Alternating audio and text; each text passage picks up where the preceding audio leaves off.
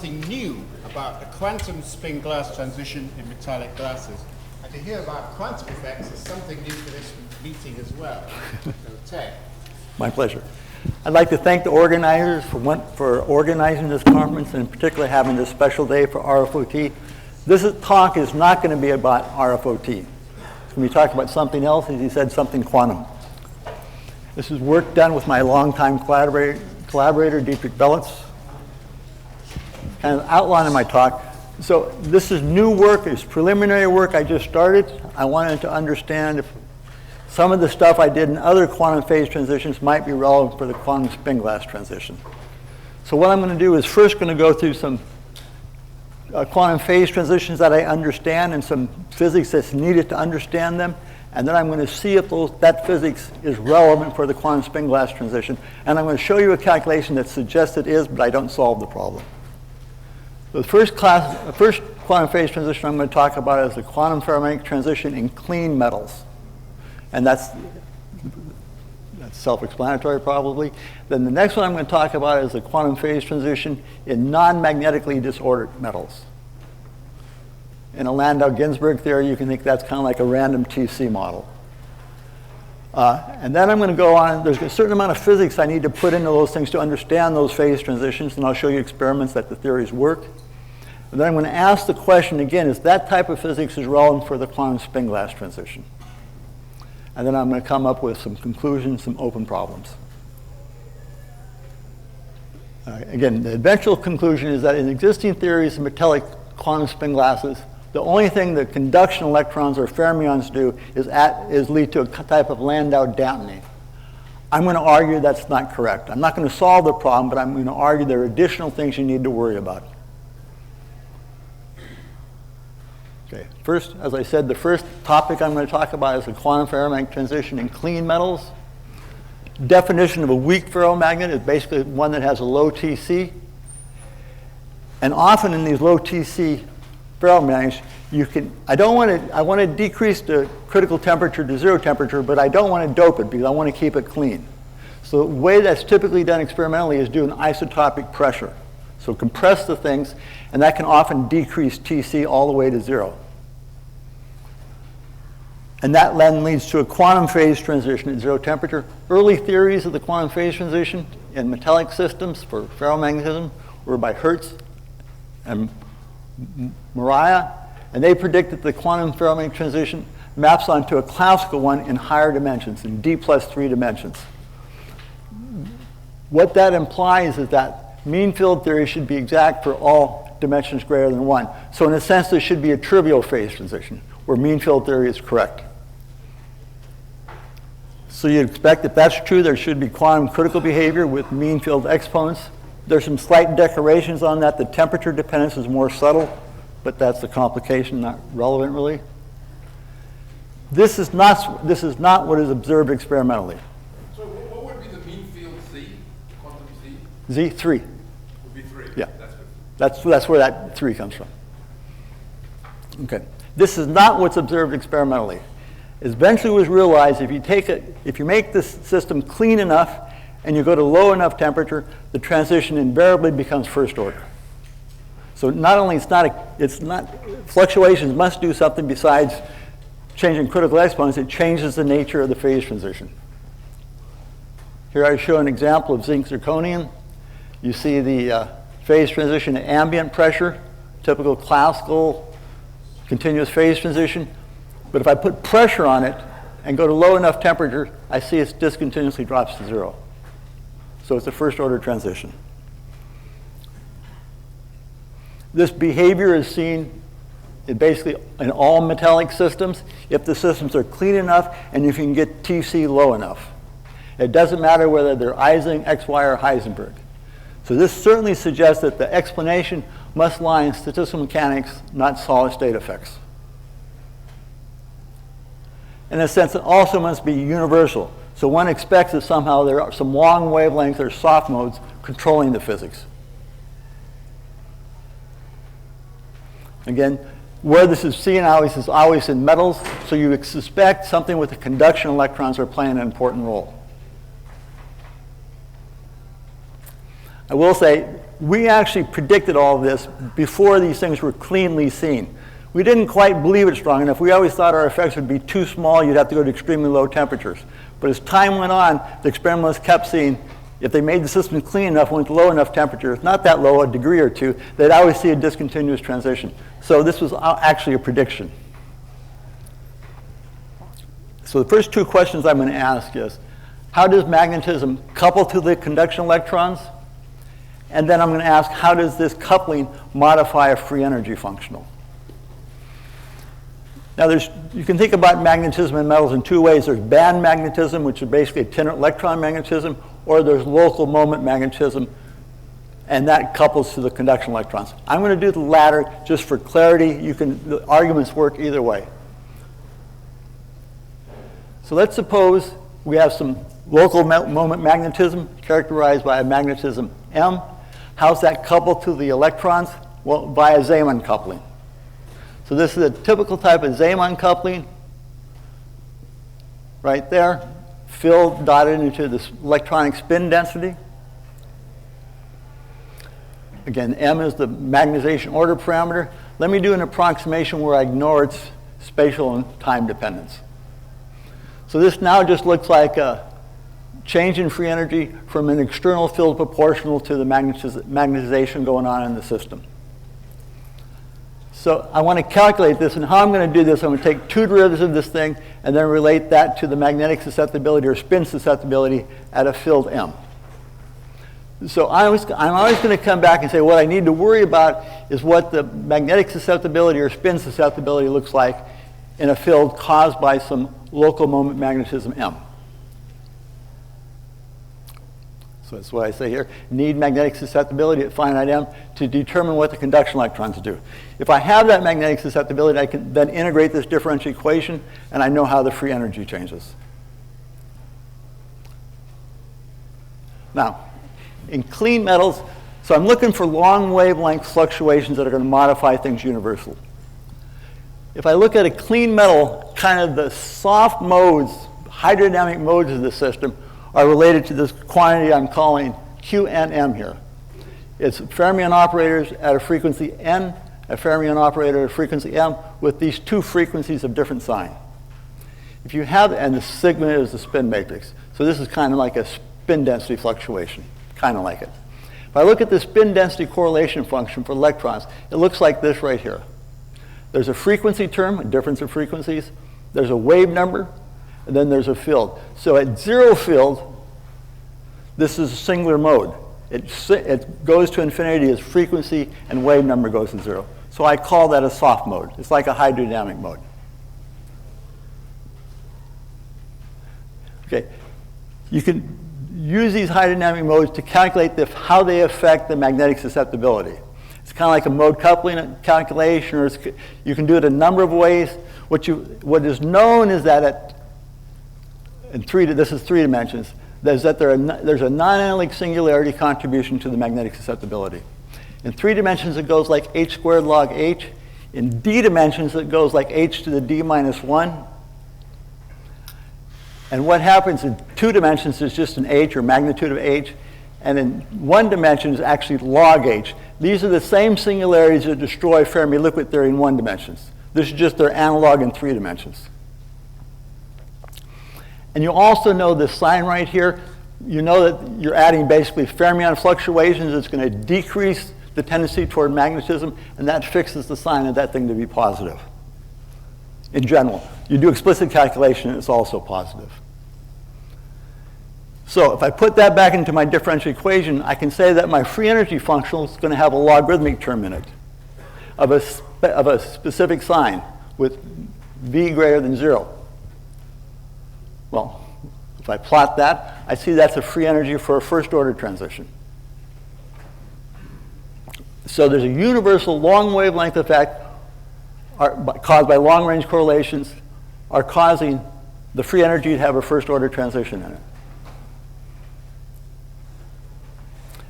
Again, this is some stuff. To calculate this, you can calculate it explicitly, as I said.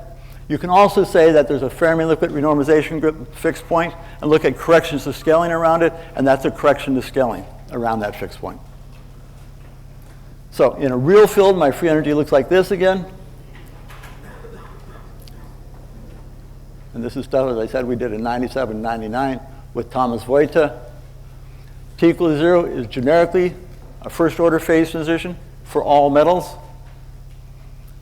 If I put on a finite temperature, it suppresses this non-elasticity and eventually makes it smaller than the ordinary u m to the fourth. There'll be a tri-critical point at finite temperatures. Magnetic field, a tri-critical point is always by definition the meeting of three second-order phase transition lines. And there's the usual one, zero field, then plus h and minus h. It maps out these wing structures right here. A first-order transition in a ferromagnetic system is very neat because the conjugate order parameters of field, you can easily verify that. Easily vary that. And what you see is you get this wing structure that end in these quantum critical endpoints. So here I show my zinc zirconium again. That's the first thing. This is this uranium compound where you see the same type of structure, but now you see the wings mapped out. These planes of first order phase transitions and these lines of second order transitions that end in a quantum critical endpoint.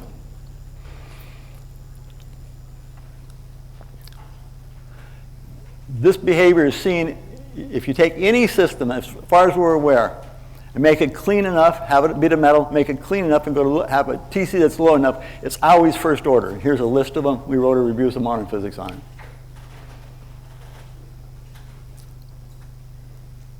Okay.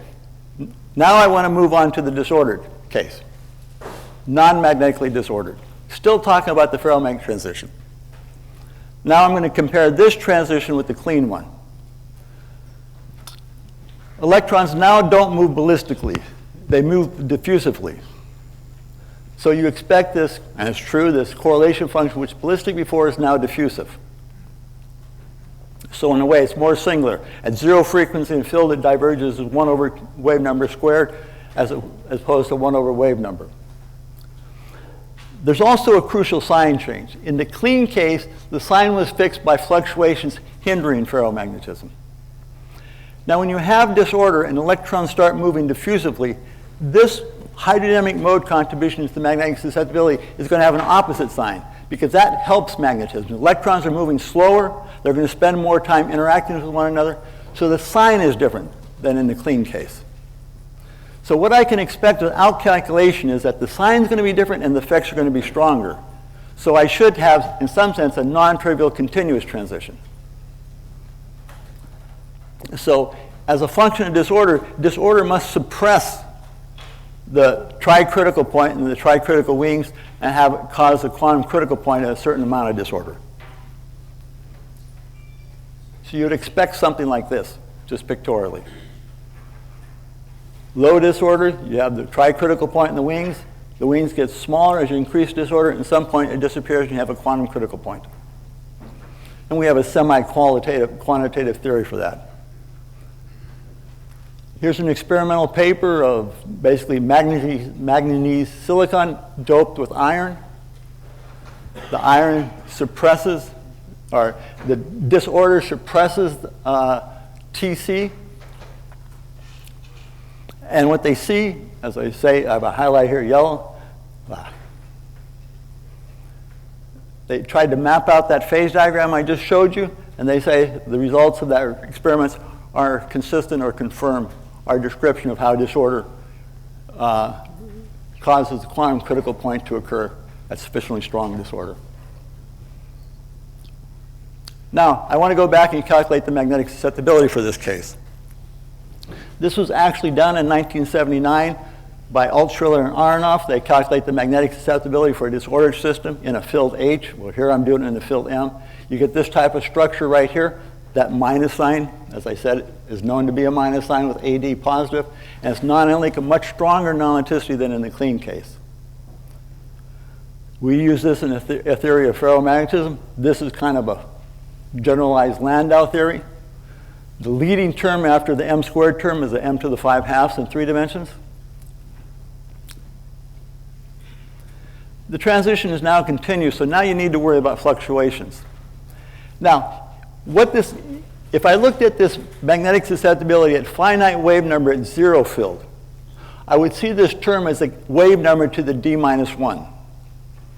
What that means in the Landau-Ginzburg-Wilson theory is your square gradient term is not a square gradient term, it's linear in K. It's effectively like a long-range interaction system. The diffusive modes cause the spins to interact through basically long-range interactions. That enables you to solve the problem even with fluctuations. And what you get, okay, if you look at this theory right here, if you set the field equal to 0 and compare these two terms, when t, the distance from the critical point, changes sign, you'd say that you get t goes like m to the 1/2 or beta is equal to 2. What fluctuations do, they modify that, but just barely. So what we find are these exponents implied by the Landau theory are modified by exponentials of log squared. So they're stronger than any logarithm, but weaker than any power law. So crudely, the exponents we find in this theory are something like this. If you look at these exponents, they're kind of weird compared to exponents you're used to. Beta is equal to 2 rather than beta equal to roughly 1/3 or 1/2 in mean field theory for classical phase transitions. Delta is 3/2 rather than roughly 5 for classical phase transitions. So they're weird exponents. These things have been seen. Here I'm going to show you two examples of this in uranium cobalt system. Our low temperature magnetization studies identify the quantum critical point in disordered metals, such and such, is the first clear example that exhibit the social critical exponents predicted by BKV theory, Bells, Kirkpatrick, and Wojtek. Here's another system, a nickel cobalt system. Again, all of the 5 exponents are in remarkable agreement with our theory. So in any case, the message I want to give is that we understand these quantum phase transitions, and we understand that the fermion degrees of freedom play an important role in the sense I just described. So now I want to think about this in the context of quantum spin glasses.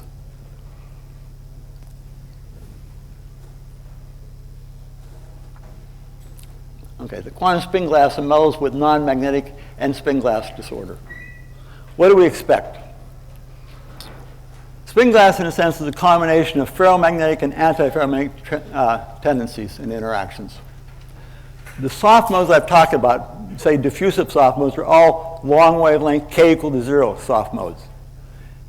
They're very sensitively affect ferromagnetic fluctuations. On the other hand, anti-ferromagnetic fluctuations shouldn't be so sensitive to these things. So the long wavelength soft modes probably have a weaker influence on the quantum spin glass transition than they do on the quantum ferromagnetic transition. And then the question I'm asking, do they have any effect? There are now 2 relevant susceptibilities I'm going to think about calculating. One is, what's called the spin glass transition, which is this thing. The square brackets denote a disorder average. And then there's a nonlinear susceptibility you should calculate too. So I need to worry about how the existence of a spin glass order parameter modify my fermion fluctuations. I do this crudely in a thing where I assume replica symmetry and I assume static approximation. I basically want to see scaling structure of how the diffusive mode is changed by the spin glass order parameter. And it's something like this right here. So I'm going to use this and go back and calculate these things. I do it with the nonlinear sigma law, it doesn't matter. I calculate these magnetic susceptibilities using this type of soft mode. And what I find is the spin glass susceptibility has this type of non-elasticity, and the nonlinear magnetic susceptibility has this type of susceptibility. So that means there are new terms in the spin glass free energy that have this structure. As expected, this structure is weaker than in the ferromagnetic theory, but stronger than in the clean ferromagnetic theory. These terms are greater than Q cubed. No, these terms are less than Q cubed, but greater than the Q to the 4th term. So these types of terms you would think are important in your theoretical description of the spin glass transition. So that's really my preliminary calculation that I did, and this is where I'm at right now. So I'm going to have some conclusions, but this is the end of my calculation. I really, again, what I wanted to see is if there were non-laticities and some type of functional free energy that was stronger than the q to the fourth free energy used to describe spin glasses. Here I write down the basically Landau, Ginsburg, Wilson free energy for spin glasses taken out of a paper by Sochdev, Nick Reed, and Opperman in 1995. You see it's pretty complicated already. It takes terms up to order q cubed. I say they're more complicated q to the fourth terms. So my conclusions are, these non terms could be, and I suspect they are, important for describing the quantum critical behavior. They're surely important for how to describe the low temperature spin glass phase. And to describe these, undoubtedly you're going to need a coupled theory where you have fermions field theory coupled to a spin glass field theory. You need to treat them both consistently. And kind of the generic thing I expect is that the quantum spin glasses in metal should be quite different than quantum spin glasses in insulators. That's it.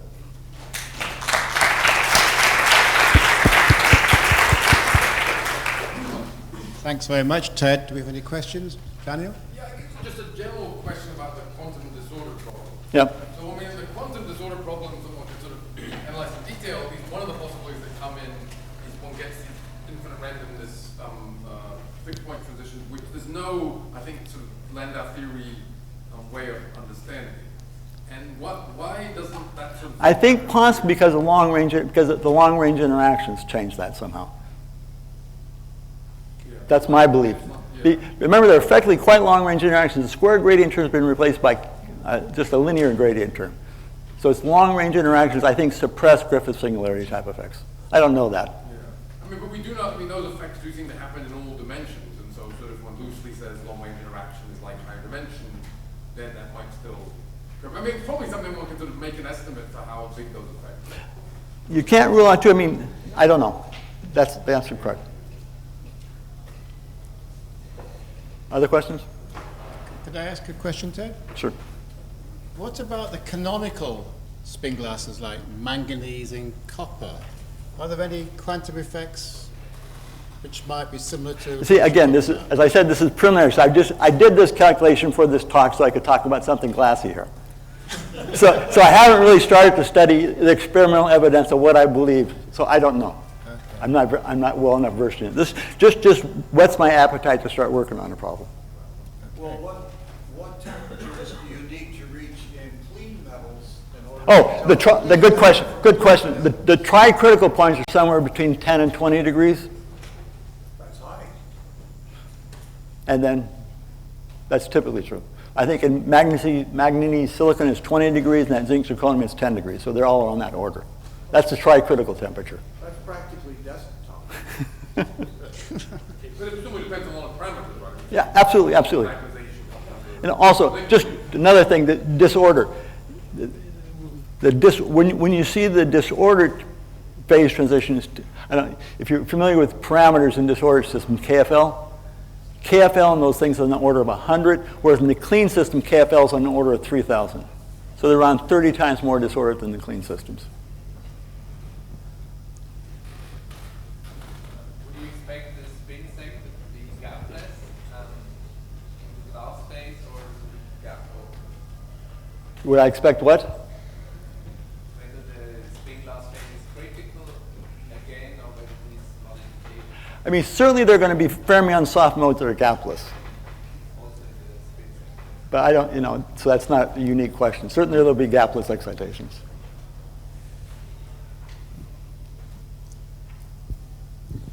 Okay, well, seems to be no further questions, so let's thank Ted one more time.